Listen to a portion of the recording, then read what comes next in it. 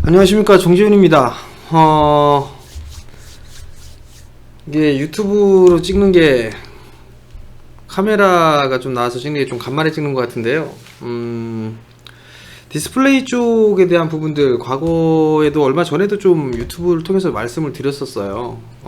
그 얘기가 나오면서 13조 투자를 할 것이다 라는 그런 얘기들이 했었었는데, 이게 지금 PPT에 보이시는 게 그 부분들에 있어서 일부를 좀 전에 했던 부분들을 캡처해서 좀 보여드리는 건데, 과연 13조가 끝일까, 이 부분들이에요. 13조가 끝일까 아닐까, 이 부분들을 고민해 봐야 될 것 같은데, 절대 끝이 나올 수가 없다라는 거, 그 부분들을 이유를 좀 말씀을 드리는 상황이거든요. 폴더블과 갤럭시 노트 10 예상보다 좋았고, Y옥타 전환 투자를 하고, A5 공장의 크기가 엄청나게 크다.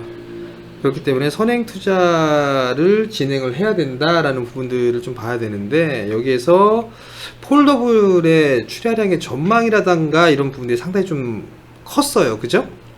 그래서 이러한 저러한 부분들 때문에 일단은 봐야 된다.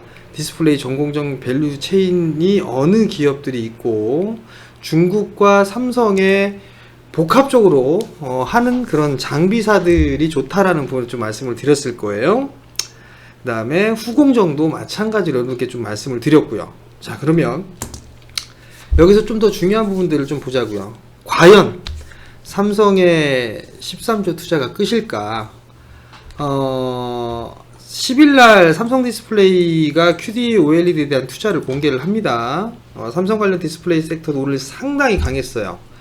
삼성 벤더 중국까지 점유율을 넓히고 있는 기업들에 좀 관심을 가지자라는 말씀을 드렸을 거예요. 폴더블, Y옥타, A5 라인의 확대, 선행 기술을 위한 투자, 이게 롤러블이 될 것이고요.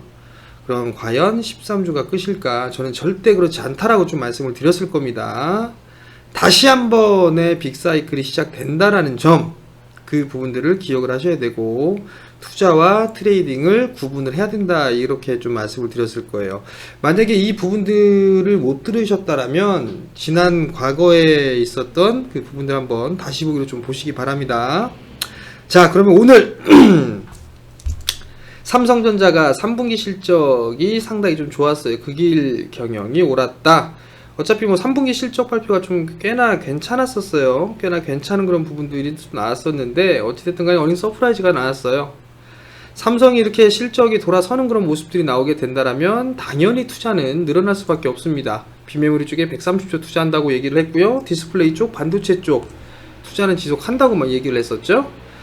내년도에 삼성 쪽에서 반도체 설비는 좀 증가를 할 것으로 전망을 하고 있어요. 근데 여기에서 이제 10일날 뭐가 나오죠? 삼성 디스플레이의 QD, OLED 투자, 이 부분들이 10일 공개가 된다.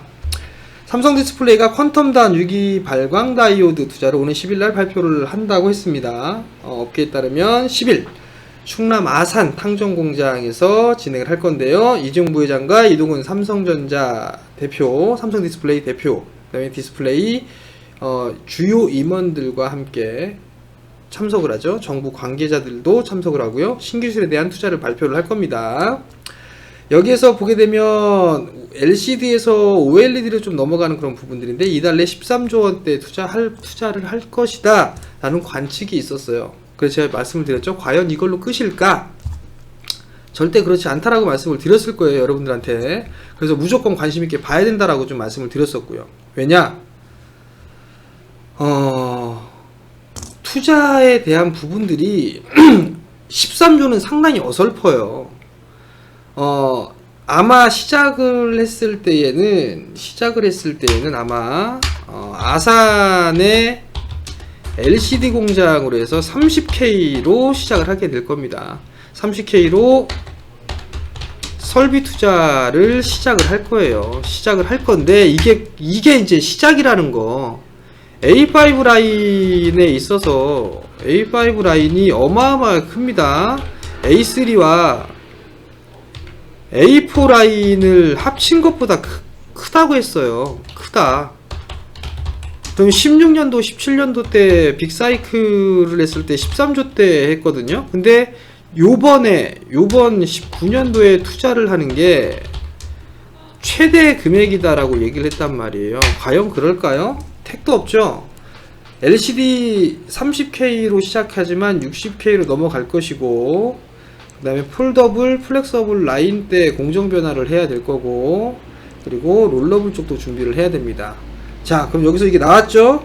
투자가 결정되면 삼성 디스플레이는 향후 2, 3년 동안 25조 원대에 달하는 투자비를 집행해야 되는 것으로 전해졌다예요. 근데 전 이것도 모자르다고 봅니다. 저는 최소 30조는 넘어갈 거다.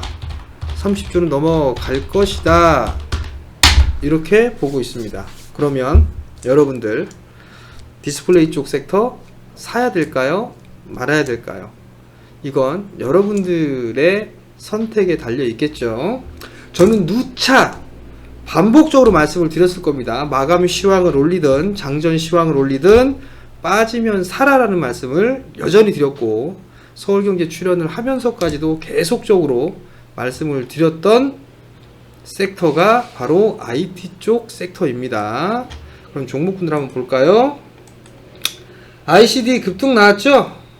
신고가 52주 최고가 계속적으로 사시라고 얘기를 했습니다. 여러분들한테 사라, 이거 사도 된다, 사도 된다, 눌리면 사라, 눌리면 사라. 그게 15,800원 52주 신고가를 기록을 했죠. 과연 여기가 시세의 끝일까요? 그거는 여러분들이 한번 생각을 해 봐야 될 일이겠지만, 저는 끝 아니다, 그렇게 좀 말씀을 드릴 수가 있겠고요. AP 시스템 마찬가지죠. J스택 52주 신고가, 원익 IPS 52주 신고가, 지속적으로 여러분들께 사셔라 라는 말씀을 계속 드렸습니다. 올라간 종목군들 얘기를 했던 부분들이 아니에요. 여러분들 올라가기 전부터 말씀을 드렸고, 유튜브에서도 말씀을 드렸고, TV에 출연을 매일같이 하면서도 여러분들께 말씀을 드렸습니다. 사시라고. 저는 뭐 올라간 것 같다가 봤지 이걸 하는 게 아니에요. 올라가기 전에 말씀을 드렸다라는 거. 테마주 저 이런 거 안 합니다. 잘. 대신에 여러분들께 투자를 하면 수익을 줄 만한 종목군들 다 말씀을 드렸어요. 로체 시스템도 말씀을 드렸고요. 수익 꽤나 많이 났죠. 이러한 종목군들 자체는 성장주기 때문에 여러분들께 말씀을 드린 거예요.